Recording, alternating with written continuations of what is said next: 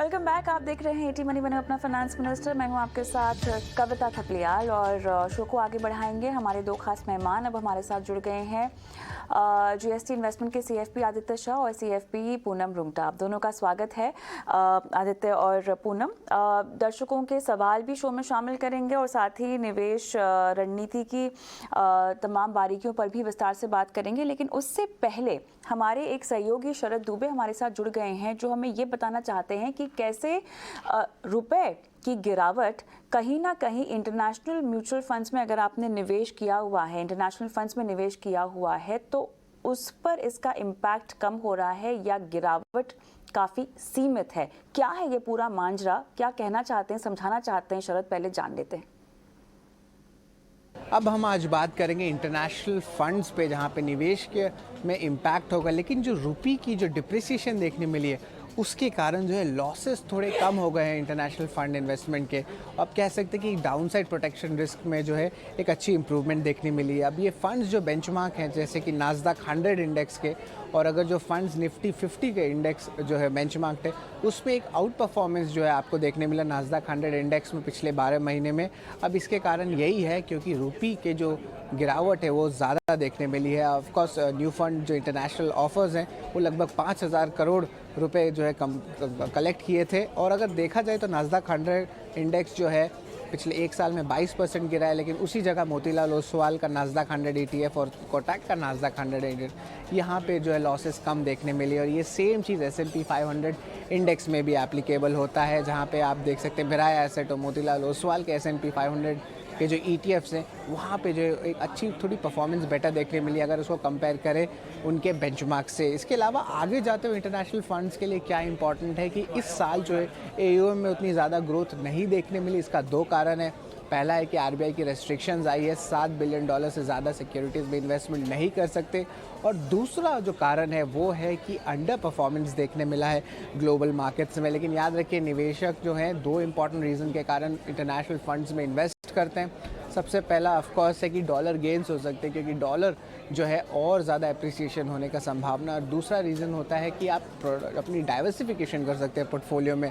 Currency diversification ले लीजिए या आप जोग्राफिकल डाइवर्सिफिकेशन ले लीजिए, तो उस पर ज़रूर फोकस रखिएगा। लेकिन अब मैं बताऊंगा कि कौन से सबसे टॉप परफॉर्मिंग पिछले 3 साल में इंटरनेशनल फंड्स देखे गए हैं। उसमें सबसे पहला आता है मोतीलाल ओसवाल का नास्डैक 100 ETF फंड, जहाँ पे 19% CAGR ग्रोथ जो है देखने मिली है पिछले 3 साल में। इसके अलावा टॉप गेनर्स हैं आपके DSP world mining, ABCL commodity और आखिर में ईडलवाइज की US वैल्यू इक्विटी फंड्स।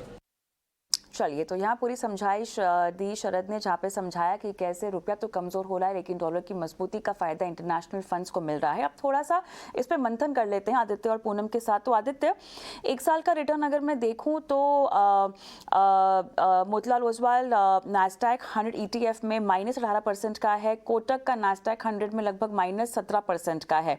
ठीक है, और यही कमोबेश इतनी ही आपको गिरावट बाकी तमाम फंड्स में भी दिखाई दे रही है, जहाँ पर S&P 500 इंडेक्स जो फंड है मोतीलाल ओसवाल का, उसमें -9% है। Miura asset S&P 500 top 50 ETF में -11% है। लेकिन कहीं ना कहीं 3 साल के रिटर्न्स ना काफ़ी बंधे हुए दिखाई दे रहे हैं और सभी मुझे 10% के ऊपर, 12% के ऊपर ही कमाई करते हुए आपको दे रहे हैं। तो जो भी बातें यहाँ पर समझाई हैं शरद ने कि डॉलर की मजबूती से फ़ायदा हो रहा है, साथ ही नास्डैक 100 इंडेक्स ने आउट परफॉर्म भी किया है निफ्टी 50 इंडेक्स को, और कहीं ना कहीं हमने देखा है कि जो NFO international fund of funds हैं उन्होंने भी अच्छा खासा पैसा इकट्ठा किया है और FY22 में लगभग 5,000 करोड़ रुपए ये जमा कर चुके हैं। लेकिन आने वाले वक्त में आदित्य, जो हमारी अब परेशानी है इंटरनेशनल फंड्स में निवेश को लेकर, जो कैपिंग की गई है, हालांकि EMCs को बोल भी दिया गया है कि अगर रिडेम्पशन हो रहे हैं तो वो कहीं ना कहीं निवेश की शुरुआत कर सकते हैं, उसके बावजूद भी मौके और जरिए कम होते हुए दिखाई दे रहे हैं भारतीय निवेशकों के लिए। तो इस बात को ध्यान में रखते हुए अब अपने इंटरनेशनल एक्सपोजर को बढ़ाया कैसे जाए? सबसे पहले तो इंटरनेशनल एक्सपोजर होना बहुत जरूरी है आपके पोर्टफोलियो। ज्योग्राफिकल डाइवर्सिफिकेशन और करंसी डाइवर्सिफिकेशन दोनों देता है पोर्टफोलियो को। मैंने हर बार चैनल पे रेकमेंड किया है Motilal Nasdaq 100 fund of funds, और मोतीलाल नैस्डैक 100 ने आउट परफॉर्म किया है सारे इंटरनेशनल फंड्स में पहली बार। दूसरी बात हमने ये देखा है कि 50% नैस्डैक में 100 स्टॉक्स हैं और उन 100 स्टॉक में से 50 स्टॉक 50% से करेक्ट बन चुके हैं, तब भी ये नैस्डैक फंड का रिटर्न ठीक है और -11% के है ये साल। तो मेरे हिसाब से इंटरनेशनल फंड में इन्वेस्ट करना बहुत ज्यादा जरूरी है। करेंसी का एक डेप्रिसिएशन है, वो एडेड बेनिफिट है और यूएस डॉलर यहाँ से भी स्ट्रांग होता जाएगा क्योंकि यूएस में ब्याज दरें हैं वो बहुत तेजी से बढ़ रही है। तो मेरे हिसाब से और भी करेंसी डेप्रिसिएशन होगा जो फायदेमंद होगा इन फंड्स को। अब आरबीआई नहीं चाहती है कि बहुत ज्यादा पैसा यूएस में इन्वेस्ट हो, इसीलिए आरबीआई कह रही है कि ज्यादा इन्वेस्टमेंट्स मत कीजिए क्योंकि रुपी का सेलिंग होता है और यूएस डॉलर का बाइंग। तो अभी पिछले दिनों में कुछ मिराई के फंड्स ने थोड़ा बहुत इन्वेस्टमेंट चालू किया है, आप वहां पे देख सकते हैं। डीएसपी के कुछ फंड्स हैं जैसे कि डीएसपी वैल्यू फंड, वहां पे भी आप इन्वेस्टमेंट कर सकते हैं, वहां पे भी अभी लिमिट पूरी तरीके से खत्म नहीं हुई है। और कोटक का नैस्डैक फंड है, वहां पे भी आप इन्वेस्टमेंट कर सकते हैं। बट मेरे हिसाब से अगर कोई फंड है जहाँ पे 10 से 15% का प्रीमियम मिल रहा है बिकॉज वहां पे इन्फ्लोज बंद हो गए हैं, वहां पे जाके बिल्कुल इन्वेस्ट मत कीजिए। और जहाँ पे फंड इन्फ्लो अभी चालू है वहां पे जाके इन्वेस्ट करेंगे तो बेटर रहेगा। और इसका कोई उपाय नहीं है कि आरबीआई ने रोक दिया है फॉरेन इन्वेस्टमेंट्स को, क्योंकि अभी एक वॉलेटाइल टाइम चल रहा है और आरबीआई चाहती नहीं है कि लोग रुपये को बेच के यूएस डॉलर को खरीदें। तो जहाँ जहाँ इन्वेस्टमेंट चालू है वहां वहां कर सकते हैं, जैसे कि मैंने बताया मिराई का जो फैन ईटीएफ है वहां पे पिछले हफ्ते इन्वेस्टमेंट शुरू हुई है। बट फॉरेन इन्वेस्टमेंट्स को अपने पोर्टफोलियो में रखिए, ये करेंसी डेप्रिसिएशन का फायदा मिलेगा इनसे। और आपका जो म्यूचुअल फंड पोर्टफोलियो है वो हमेशा बेयर मार्केट में ही करता है, ताकि आगे जाके जब बुल मार्केट आएगा तब आपके म्यूचुअल फंड में बहुत फायदा होगा। तो धीरे धीरे करके एक्यूमुलेट करते रहिए और आगे जाके अगले 5 से 7 साल में आपको बहुत फायदा। लेकिन पूनम अब ये बताएं, एक ये वजह तो बिल्कुल भी नहीं होनी चाहिए कि रुपए में कमज़ोरी है, डॉलर मजबूत हो रहा है, इसीलिए आपको इंटरनेशनल डाइवर्सिफिकेशन की ओर बढ़ना चाहिए। पोर्टफोलियो में आपको डाइवर्सिफिकेशन का तड़का देने के लिए इन फंड्स को कंसिडर करना तो चाहिए, लेकिन क्या और भी कोई ज़रिए हैं फंड्स के अलावा जहां पर आप इंटरनेशनल एक्सपोजर ले सकते हैं? हाल फिलहाल तो बहुत सारे ऑप्शंस अपने पास अवेलेबल नहीं है इंटरनेशनल मार्केट्स में इन्वेस्ट करने के लिए। ऑफ कोर्स आप डायरेक्ट सिक्योरिटीज में इन्वेस्ट कर सकते हैं, बट जैसे आदित्य ने भी बताया आपके पोर्टफोलियो में होना जरूरी है, पर ये ध्यान रखना होगा कविता कि आप कितना एक्सपोजर ले रहे हैं इंटरनेशनल फंड्स में। डाइवर्सिफिकेशन बहुत जरूरी है, but it should not be more than 10 to 15% of your portfolio, because कहीं ना कहीं हमें ये भी समझना है कि जो इंडियन मार्केट्स है उसकी स्टोरी बहुत अच्छी है। तो हमें जो थोड़ा बहुत एक्सपोजर करना है, ये mutual fund is the best route, क्योंकि इससे आपको एक बहुत बड़ा मार्केट दिखाई देता है और किसी तरीके से इन्वेस्ट करने में से इसमें आपको बेहतर डाइवर्सिफिकेशन के साथ साथ एक प्रोफेशनल और एक एक्सपर्ट फंड मैनेजर की जो एक्सपर्टीज है उससे आपको बेनिफिट होगा इन अ लॉन्ग रन। तो it is better to go through mutual fund route only. Right, चलिए, तो यहाँ पर हमने आपको पूरी कहानी समझाई जहां पर अंतर्राष्ट्रीय म्यूचुअल फंड्स की ओर आप रुख कर सकते हैं। कुछ एएमसीज हैं जिन्होंने अपनी निवेश को लेके शुरुआत कर दी है, लेकिन इसके अलावा क्योंकि हम इस शो पर हमेशा आपको बताते हैं कि आर्थिक लक्ष्य आपके कैसे पूरे होने चाहिए, तो आज हमारा फोकस एस्पिरेशनल गोल्स पर है, जिस पर हम चर्चा करेंगे दोनों मेहमानों के साथ। एस्पिरेशनल गोल्स में क्या क्या शामिल हो सकता है आदित्य? मैम, आपके एस्पिरेशन गोल्स हो सकते हैं कि आपको एक बहुत बड़ा घर लेना है, जैसे बॉम्बे जैसी सिटी में आज की डेट में 5 से 10 करोड़ रुपए का कहीं पे भी घर आता है प्रॉपर बॉम्बे में। तो गोल में सबसे बड़ा शामिल करेंगे क्या एस्पिरेशन गोल आदित्य? वो तो ज़रूरत हो गई मेरे ख्याल से, क्योंकि हर दूसरा सवाल हमें यही आता है कि हमें घर खरीदना है, तो मेरे ख्याल से वो तो टेकन है कि आपने कमाई करनी शुरू कर दी तो उसके बाद आपके पास खुद का घर तो होना ही चाहिए। उसको हमें एस्पिरेशनल गोल में डालना चाहिए कि इम्पोर्टेंट लाइफ गोल में डालना चाहिए?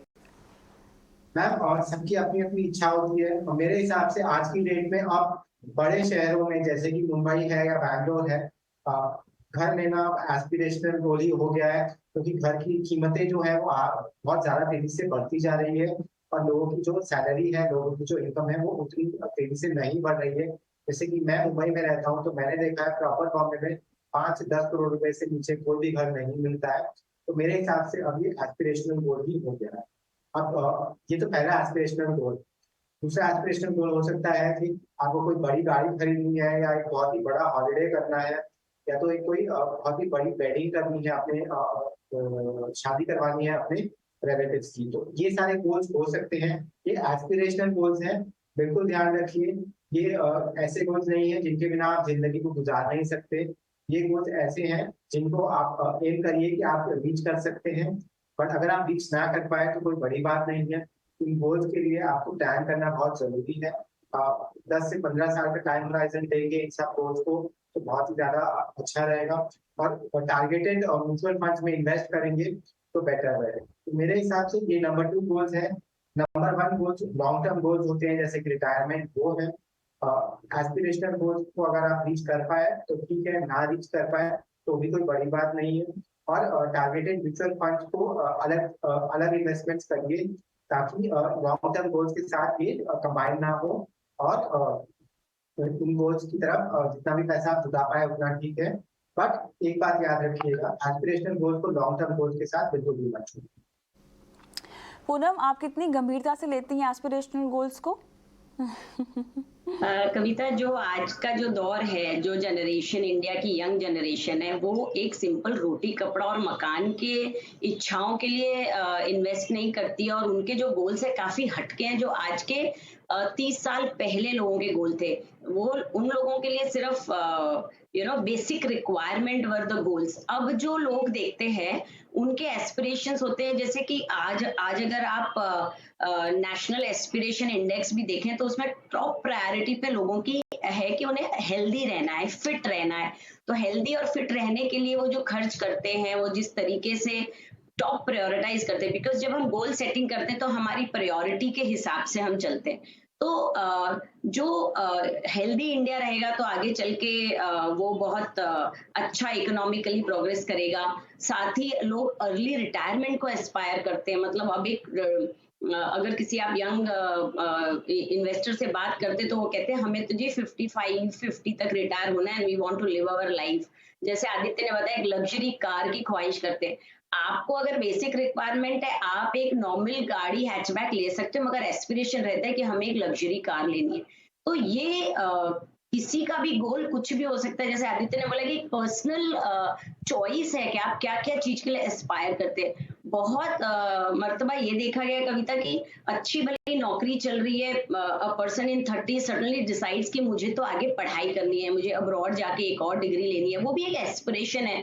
यू कैन बी कन्विंस्ड कि चलो आपकी नौकरी अच्छी भली चल रही है, आप अच्छी कमाई कर रहे हैं, घर के खर्च उठ रहे हैं, सेविंग भी अच्छी करें, बट एस्पिरेशन आ जाता है नहीं एक और डिग्री करनी है, उसके लिए उन्हें 2 साल काम छोड़ना होगा, फीस भरनी होगी। तो ये भी एक तरीके का एक नया तरीके का गोल देखा गया है। तो जिसके भी जो गोल है उसे पूरा करना एक फाइनेंशियल प्लानिंग के तहत किया जा सकता है और करना चाहिए। बिकॉज हम हमारी इच्छाओं को ही मार के अगर जिए तो that is not a good financial planning. हम एज अ प्लानर नहीं कह सकते कि नहीं ये गोल तो बेसिक गोल नहीं है, आपने कुछ अलग ही एक सपना देख लिया है जिसको हम नहीं आपके गोल में पूरा कर सकते। तो कहने का मतलब है जो भी आपका एस्पिरेशन है वो जरूर आपको इंक्लूड करना है, because that makes you happy and that makes you let things work for you.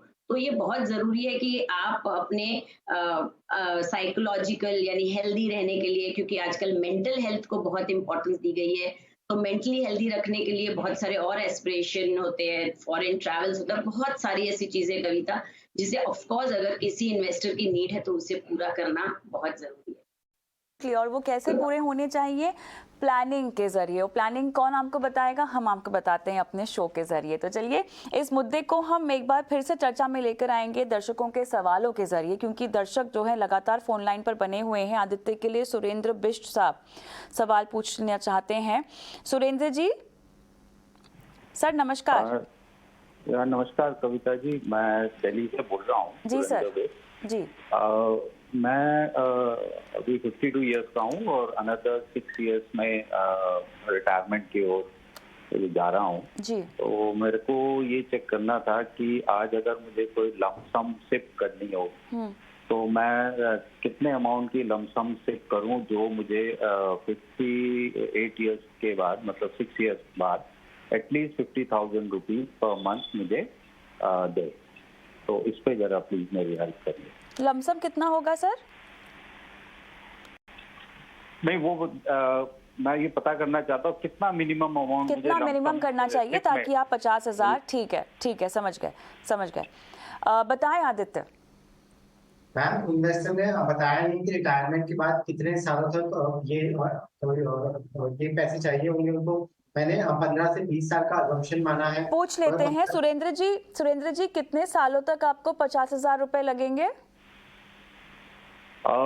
maybe another 20 years, मतलब 60 to 58 to say 20 years, 78 years।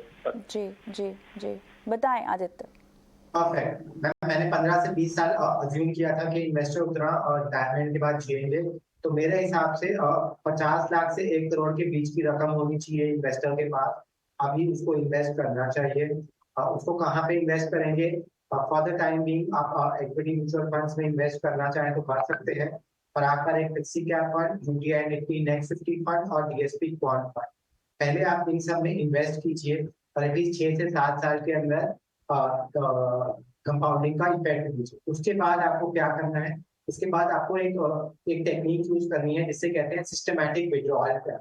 हर महीने आपको 50,000 की सिस्टमैटिक विड्रॉल प्लान करनी है, जिससे इन म्यूचुअल फंड से धीरे धीरे करके हर महीने आपके बैंक अकाउंट में 50,000 रुपए आ जाएंगे और वो 50,000 रुपए अपने घर खर्च के लिए यूज कर सकते हैं।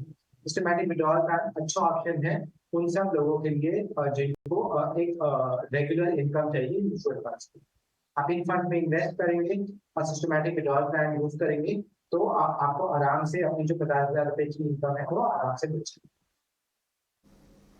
चलिए आगे बढ़ते हैं, और क्योंकि हमें पूनम के लिए भी एक सवाल शो में शामिल करना है, लेकिन उससे पहले झटपट एक बार निवेश के गुरु मंत्र की ओर रुख कर लेते हैं।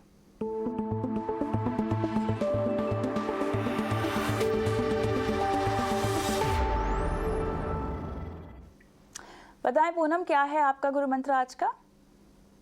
कविता, जैसे हमने ऑलरेडी एस्पिरेशनल गोल्स के बारे में बात की, उसी तरह मैं और एम्फसाइज करना चाहूंगी इस बात को कि आपके जो भी गोल्स है उसे आइडेंटिफाई करके उसको एक टाइम होराइजन दे के आप अपनी उल्टी प्लानिंग शुरू करें। ना कि जब जो पैसा होगा तब हम कर लेंगे, ऐसे रैंडम प्लानिंग नहीं करनी चाहिए। अगर आपको लाइफ में फाइनेंशियली एकदम सिक्योर रहना है और स्मूथली अपने सारे लक्ष्य पूरे करने हैं तो उसके लिए गोल सेटिंग करना बहुत जरूरी है। हाँ, गोल्स बदल सकते हैं, उनकी रकम बदल सकती है, ऑल दैट इज एक्सेप्टेबल, मगर शुरुआत करके उसे धीरे धीरे रिव्यू भी किया जा सकता है। तो जो फाइनेंशियल प्लानिंग है वो एक प्रोसेस है, तो इसे प्रोसेस की तरह देखकर लक्ष्य बना के उसे टाइम टू टाइम रिव्यू करके हमें अपने फाइनेंशियल प्लान को बार बार चेक करते हुए आगे बढ़ना चाहिए। ऑलराइट, आदित्य। मैम, हमने देखा है हमारे पास जो भी पोर्टफोलियोज आते हैं उसमें सेक्टोरल फंड्स बहुत सारे होते हैं। तो आज मैं ये बताना चाहता हूँ कि सेक्टोरल फंड्स में बिल्कुल भी इन्वेस्ट मत कीजिए। सेक्टोरल फंड्स में एंट्री और एग्जिट बहुत जरूरी होता है, क्योंकि एक नॉर्मल रिटेल इन्वेस्टर नहीं कर सकता है। सेक्टोरल फंड्स के बजाय डाइवर्सिफाइड फंड्स में इन्वेस्ट करेंगे तो बेटर रहेगा। सेक्टोरल फंड्स लॉन्ग टर्म में वेल्थ जरूर क्रिएट करते हैं, बट मोस्ट निवेशक जो है वो लॉन्ग टर्म 5 से 10 साल तक इन्वेस्टेड नहीं रहते। तो सेक्टोरल फंड्स की जगह फ्लेक्सी कैप फंड्स या इंडेक्स फंड्स इनमें इन्वेस्ट करेंगे तो ज्यादा। चलिए आगे बढ़ते हैं और सीधा रुख करते हैं दर्शकों के सवालों की ओर। पूनम के लिए सवाल पूछना चाहते हैं संजीव सिंह साहब। नमस्कार सर, बताइए। मैडम, मैं म्यूचुअल फंड में इन्वेस्टमेंट करता हूँ। ओके। और मैंने 5 म्यूचुअल फंड में इन्वेस्टमेंट कर रखा है, जिसका मैं 10 साल के लिए 60 लाख रुपए का गोल चाहता हूँ, कैसे रहेगा? ऑलराइट, पूनम।